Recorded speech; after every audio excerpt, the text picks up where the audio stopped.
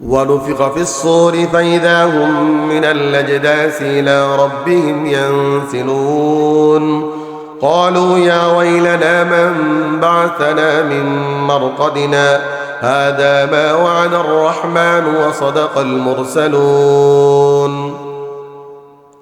আল্লাহ রাব্বুল আলামিন বলেন, যখন সিংহায় ফুঁক দেওয়া হবে, মানুষগুলো কবর থেকে মাথা ঝাড়তে ঝাড়তে উঠবে।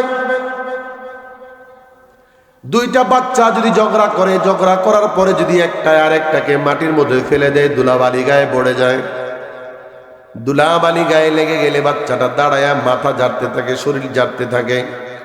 আল্লাহর কোরআন বলে, বান্দাকে যখন হযরত ইসরাফিল আলাইহিস সালাম জান্নাত জাহান্নামের ফয়সালা করার জন্য যখন সিংহায় ফুঁক দিবে, এটা হলো 2 নম্বর ফুঁক।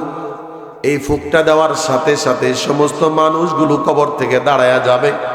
কবর থেকে দাঁড়ানোর সময় সমস্ত মাটিগুলো ঠেলে উঠে যাবে, গায়ে মাটি পড়বে, আর মাটিগুলো ঝাড়তে ঝাড়তে বলবে, ক্বালু ইয়া ওয়াইলানা মান বাসানা মিন মারকাদিনা, হায় আমাদেরকে কে জাগাইলো এই আরামের ঘুম থেকে।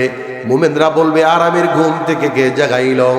আল্লাহর বাণী কোরআনুল কারীমে আল্লাহ রাব্বুল আলামিন বলেন, সুম্মা নুফিখা ফীহি উখরা ফাইযা হুম কিয়ামুন ইয়ানজুরুন। আল্লাহ বলেন, দ্বিতীয় আরেকটা ফুঁক দেওয়া হবে, মানুষগুলো তখন দাঁড়ায়া আশেপাশে তাকায়া দেখতে থাকবে। প্রথম ফুঁকে সারা পৃথিবী ধ্বংস হবে, দ্বিতীয় ফুঁকে সারা পৃথিবীর মানুষগুলো আল্লাহ রাব্বুল আলামিনের জমিন থেকে দাঁড়ায়া যাবে। হাদিসের মধ্যে আসছে, একটা ফুঁক দিয়া পুরাটা পৃথিবী ধ্বংস করবেন, দ্বিতীয় নাম্বার ফুঁক দিয়া সমস্ত মানুষগুলোকে উঠাবেন। এই দুইটা ফুঁকের মাঝখানে কত বছর সময় যাবে? আল্লাহর নবী মুহাম্মদুর রাসূলুল্লাহ বলেন 40 সময় যাবে। হাদিসের বর্ণনাকারী হযরত আবু হুরায়রা বলেন, আমি জানি না নবী কি বুঝাইছেন, 40 মাস না 40 বছর না 40,000 বছর। মুহাদ্দিসিনে কেরাম বলেন, একদিন আর 2 দিন নয়। যখন আল্লাহ রাব্বুল আলামিনের ফেরেশতা সর্বশেষ সিংহায় ফুঁক দিবে, সিংহায় ফুঁক দেওয়ার পরে যখন সমস্ত মানুষগুলো মরে যাবে, মরে যাওয়ার পরে দীর্ঘ সময় পর্যন্ত পুরাটা পৃথিবী মানব শূন্য থাকবে। কোনো গাছপালা নাই, কোনো তরুণতা নাই, নদ নদী নাই, পাহাড় পর্বত নাই। সারা পৃথিবী একেবারে চাটিয়ান, খালি ময়দান। আপনি নতুন একটা বিল্ডিং করবেন, আগের ঘর ভাঙ্গা না রাখিয়া, আগের ঘর ভাঙলে এখানে মাল সামানা থাকবে না, সরাবে। আল্লাহ নতুন একটা জমিন বানাবে, এই জন্য পৃথিবীর জমিনটাকে আল্লাহ ধ্বংস করে দিবে। তাফসীরের কিতাবে লেখে, 2 সিংহার মাঝখানে 1 বছর আর 2 বছর নয়, কমপক্ষে 40,000 বছর পার হয়ে যাবে। কয় হাজার বছর? আল্লাহর বান্দার যদি টাকা পয়সা না থাকে, কষ্ট করবে কয় বছর? 100 বছর খুব বেশি হলে। 50-60 বছরের বেশি তো মানুষ এখন বাঁচতেই চায় না। মেনে নিলাম 100 বছর। যদি টাকা পয়সা না থাকে, 100 বছরের কষ্ট হবে সর্বোচ্চ। আর যদি ঈমান না থাকে, হাসরের ময়দানে এখনো উঠা লাগবে না। হাসরের ময়দানে উঠার আগেই কবরে কষ্ট করবে 40,000 বছর। ঈমান যদি না থাকে, 40,000 বছরের কষ্টের জীবন। অর্থ সম্পদ যদি না থাকে, 80 থেকে 100 বছরের কষ্টের জীবন। তো আল্লাহ তাআলা বলতে চান, ও দুনিয়ার মানুষ শোনো, ঈমান না থাকলে আখিরাতের জীবনে তোমার কষ্ট হবে, সম্পদ না থাকলে দুনিয়ার জীবনে কষ্ট হবে। আমি রাব্বুল আলামিন তোমাদেরকে এই 2টা নিয়ামতের মধ্য থেকে একটা নিয়ামত হলো ঈমানের নিয়ামত। এই নিয়ামতটা পাইলে বান্দা আখিরাতের জীবনে সুখী হবে। আখিরাতের জীবন কত বড় বলে জানি না, কিন্তু এতটুকু বলা যায়, প্রথম সিংহার ফুঁকের পর থেকে দ্বিতীয় সিংহা পর্যন্ত কমপক্ষে 40,000 বছরের সুখ হবে অথবা দুঃখ হবে। যারা সুখী হবে 40,000 বছর কমপক্ষে, আর যারা আগে মরছে তা আরো কয়েক হাজার বছর। এখন প্রশ্ন, আল্লাহ বলতে চান, ও মক্কার কুরাইশের নেতারা শোনো, আমি রাব্বুল আলামিন ইয়ামেনবাসীদেরকে দুনিয়ার নিয়ামত দান করেছিলাম, তারা নিয়ামতের সঠিক ব্যবহার করে নাই। তাই তাদের নিয়ামতটা ধ্বংস হয়ে গিয়েছিল। অতঃপর তারা আবার তওবা করেছিল। আমি রব্বুল আলামিন তাদের নিয়ামত আবার ফিরিয়ে দিলাম। আমি রব্বুল আলামিন তোমাদেরকে দুনিয়ার নিয়ামতের পাশাপাশি আখিরাতের নিয়ামত ঈমানের মতো দৌলত দেওয়ার জন্য নবী দান করলাম। তোমরা যদি নবীকে কদর না করো, তারা যেমন ক্ষতিগ্রস্ত হয়েছে দুনিয়া, তোমাদের হবে আখিরাত। এটা আল্লাহ বুঝাইছেন। ইন্না বালাউনাহুম কামা বালাউনা আসহাবাল জান্নাহ। আল্লাহ বলেন, ও মক্কার নেতারা শোনো, তোমাদেরকে আমি পরীক্ষা করলাম যেমন পরীক্ষা করেছিলাম ইয়ামেনের বাগানের মালিকদেরকে। বাগানের মালিকদেরকে কেমন পরীক্ষা বলে, তারা বাবা ছিল নেককার। তাফসীরের কিতাবে লেখে তাদের আব্বা মুরব্বী মানুষ ছিলেন। ঈসা নবীর খাঁটি একজন উম্মত ছিলেন। ঈসা নবী দুনিয়া থেকে চলে গেলেন, এখনো দুনিয়ার মধ্যে দিনদার নেককার খ্রিস্টানরা ছিলেন। ওই খ্রিস্টানদের একজন নেককার খ্রিস্টান হলেন বাগানের মালিক। বাগানের মালিক বাগান থেকে 3 প্রকার মাল মানুষকে দান করে দিতেন। কয় প্রকার? 1 নাম্বার, যেদিন বাগানের মালিক বাগানের ফসলগুলো কাটতে যাবেন, ফসল কাটার সময় যেই ফসলগুলো মাটিতে পড়ে যায়, বাগানটা ছিল খেজুর আর আঙ্গুরের বাগান। বাগানটা ছিল 2 পাটে, মাঝখান দিয়ে সুন্দর একটা রাস্তা ছিল। এক পাশে আঙ্গুরের গাছ লাগানো, আরেক পাশে খেজুরের গাছ লাগানো। আল্লাহর বান্দা আঙ্গুরের থোকাগুলো খাঁচির মধ্যে নিতেন, খেজুরের থোকাগুলো খাঁচির মধ্যে নিতেন। পারতে গিয়া যেগুলো জমিনে পড়ে যেত এগুলোতে হাত দিতেন না। আশেপাশের যত ফকির, অসহায়, দরিদ্র মিসকিনরা আছেন তারা চলে আসতো আর এই ফলগুলো তারা নিয়ে যেত। তিনি কিছু বলতেন না। আল্লাহর বান্দা মুরব্বি এই ফলগুলো নিয়ে মাঠের মধ্যে যাইতেন। খোলা আছে না ভাই? খোলার মধ্যে ধান লয়, সরিষা লয়। আল্লাহর বান্দা খোলার মধ্যে গিয়া এই ফসলগুলোকে ছড়াইয়া দিতেন। ফসলগুলোকে ছড়াইয়া মারাই করিয়া ফসলগুলো লওয়ার ক্ষেত্রে এই আশেপাশে যেই ধানগুলো ছিটে যায়, আমাদের যেমন মোরগ মুরগি খায় এগুলো, ওনার এই ফসল যেগুলো আশেপাশে ছিটে যায়, গরিব রাইসগুলো নিয়ে যায়, তিনি কিছু বলেন না। নিজেরটা রাইখা সারা বছর কি পরিমাণ লাগবে আমার ঘরে চাউল, কি পরিমাণ লাগবে আমার ঘরে ডাউল, এই পরিমাণ উনি রাখতেন। রাইখা বাকিগুলো গরিব আর আত্মীয়দেরকে দান করে দিতেন। এভাবে বছর যায়, গাছে ফল ভালো হয়। ছেলেরা একদিন বলতেছে, আব্বা আমরা এখন বড় হয়েছি, আপনার নাতিপুতি হয়েছে, এখনো যদি আপনি এইভাবে দান করেন, রাত পোহালে কয়দিন পরে মানুষের কাছে না আমাদের ভিক্ষা করতে হবে। কয় কি বলতে চাও? আব্বা বলতে চাই যদি এইভাবে না দেন, আমরাও তো সংসার আছে। এই বড় ছেলে এই কথাটা বলছে। মেজু ছেলে, ছোট ছেলে কথা বলতেছিল। মুরব্বী বলেন, ঠিক আছে বুঝছি, আর কথা বলতে হবে না। ছেলেরা আমার শোনো, আমাকে আল্লাহ রাব্বুল আলামিন এই জীবনটা দিয়েছেন, তিনি আমাকে হায়াত দিলেন, তিনি আমাকে বাঁচায় রাখলেন, সুস্থ রাখেন, তিনি এই গাছে ফল দান করেন। আমি প্রতি বছর মানুষকে ওয়াকাতরে বিলাই, মানুষকে আল্লাহর জন্য দান করি। আল্লাহ রাব্বুল আলামিন প্রতি বছর আমাকে আমার গাছের মধ্যে ফল দান করেন। সুতরাং এগুলো আমার নয়, আল্লাহর দেওয়া, আল্লাহর বান্দাদেরকে আমি দেই।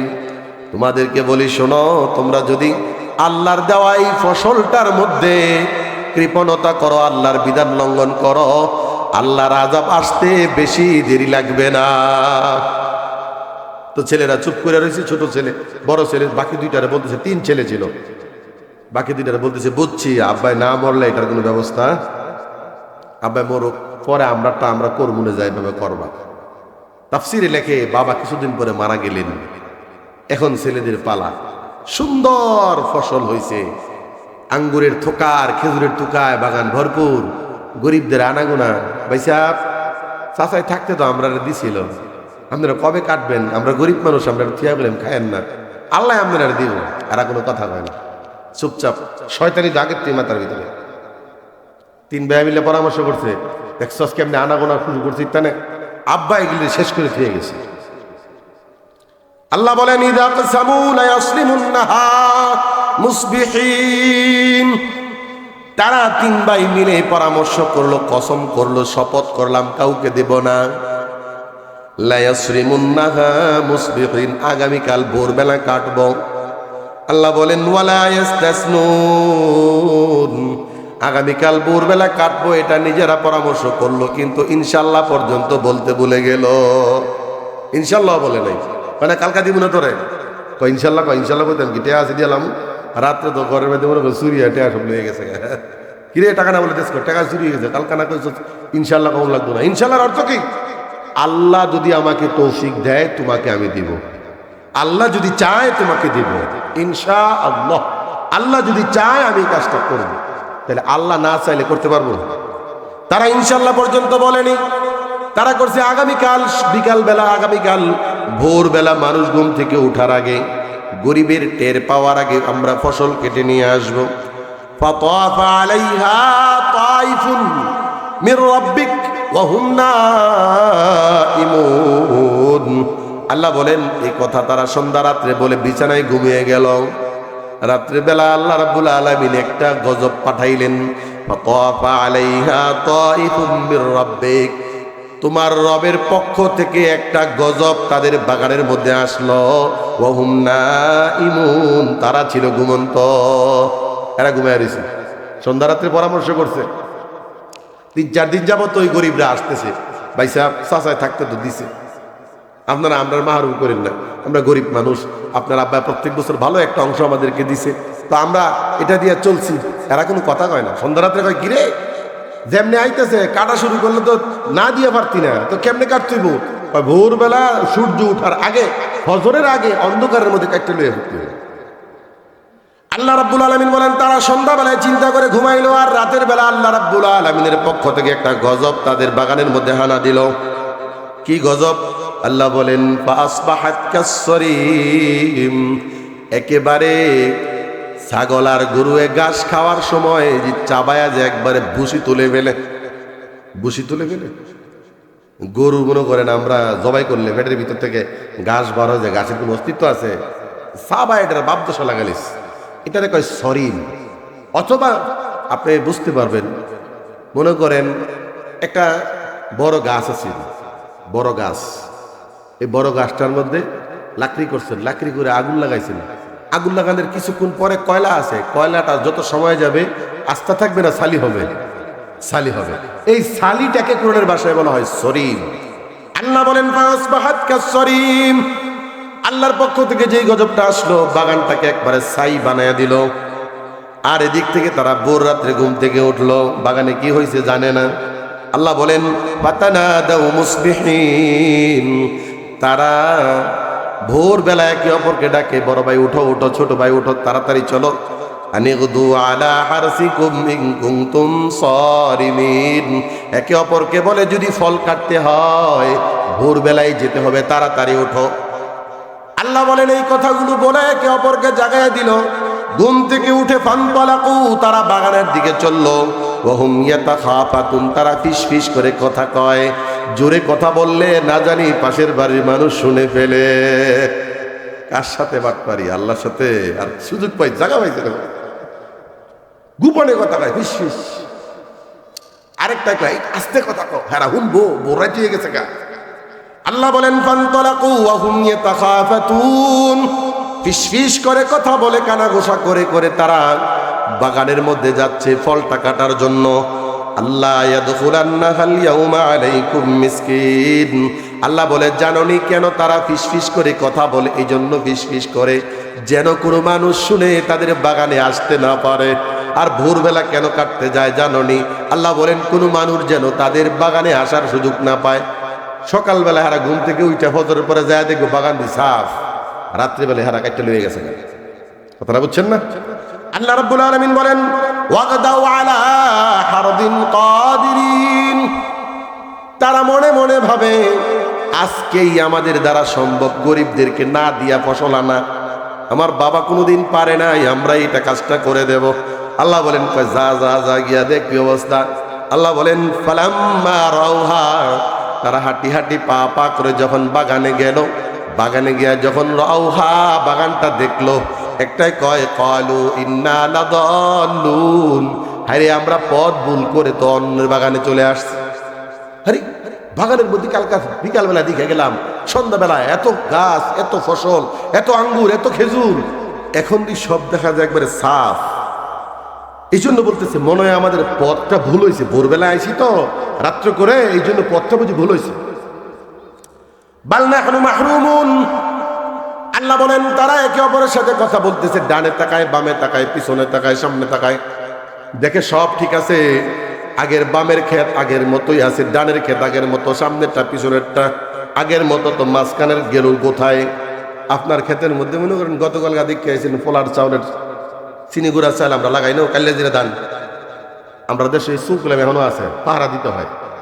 কেউ মুরব্বীরা জানেন না, কালো জিরা ধান কাটার সময় হলে পাহারা দিতে হয়, নাইলে হঠাৎ করে আপনি দেখবেন কালকা বদলি খেতে গেছেন, গিয়া দেখবেন ধান দোকানে টাকায় টেলিস। আচ্ছা বলেন, আশেপাশের সব ক্ষেত ঠিক আছে, আপনার ক্ষেতে ধান নাই, তাই বলে কি আপনি ক্ষেত চিনতে ভুল করবেন? প্রথম একটু ভিন্ন রকম লাগবে, ভরা ক্ষেত খালি হয়ে গেল হঠাৎ কেমন কেমন লাগতেছে। আল্লাহ বলেন তারা যখন এখানে ঢুকলো, ঢুকে দেখে সব সালি দেখা যায়, গাছগুলো পুড়ে আছে, পুড়ে গেছে গাছ, ফসল নাই, নিচে ছালি পড়ে আছে, ডানে তাকায় বামে তাকায়, আর অন্য কোনো জায়গায় সমস্যা নাই, সমস্যা শুধু নিজের ক্ষেতে। আল্লাহ বলেন তখন তারা একজন আরেকজনকে বলে, না না, জমিন আমাদের ঠিক আছে, বাগান আমাদেরও ঠিক আছে, বাল নাহনু মাহরুমুন, বরং আমরা তো আল্লাহর পক্ষ থেকে বঞ্চিত হয়ে গেছি, আল্লাহ রাব্বুল আলামিন হয়তো গজব নাজিল করছে। বলেন নাউজুবিল্লাহ।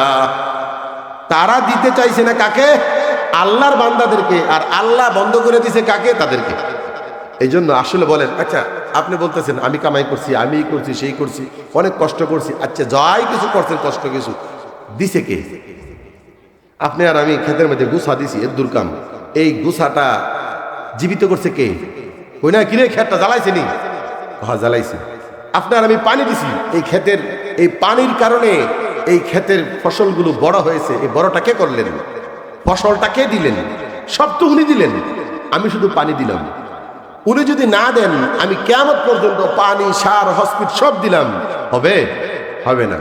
আল্লাহ বলেন তোদেরকে দিলাম আমি, তোরা এখান থেকে নিজেরা কিছু খাবি, আমার বান্দাদেরকে কিছু দিবি, আর কাউরে দিবি না, আমি আল্লাহ তোদেরকেও দিব।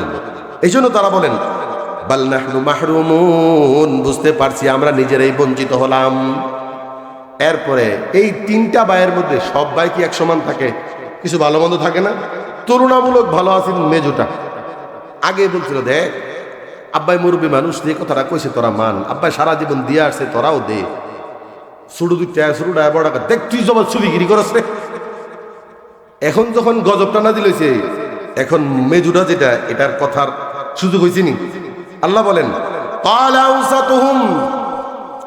মাঝের ভাই বলেন আলামা কুল্লাকুম লাউলা তুসাব্বিহুন, আমি কি তোমাদেরকে বলি নাই তোমরা আল্লাহ তাআলার তাসবিহ পাঠ করো, অর্থাৎ আল্লাহর দিকে রুজু হও, শয়তানি চিন্তা বাদ দেও? এই কথাটাকে বলছিলাম না?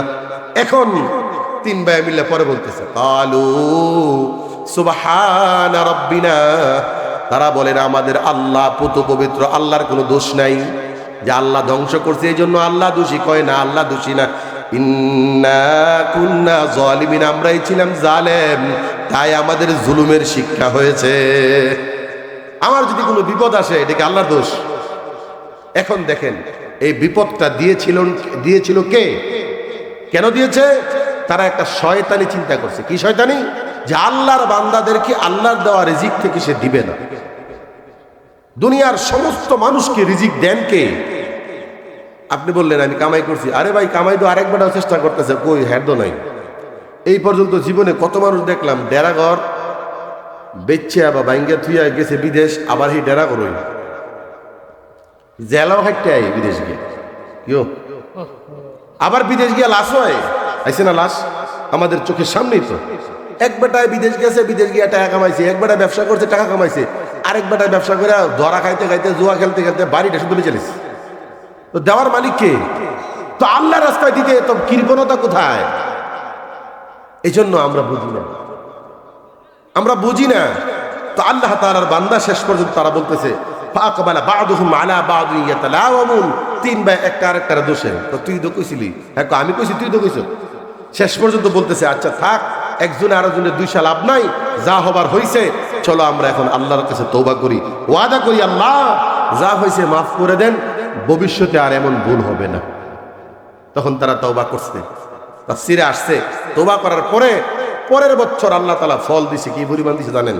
তাফসীরে লেখছে একটা আঙ্গুরের ছড়া, একটা থোকা রাখলে একটা ফাতি বইরা যেত, এমন পরিমাণ মাল আল্লাহ তাআলা দিয়েছে।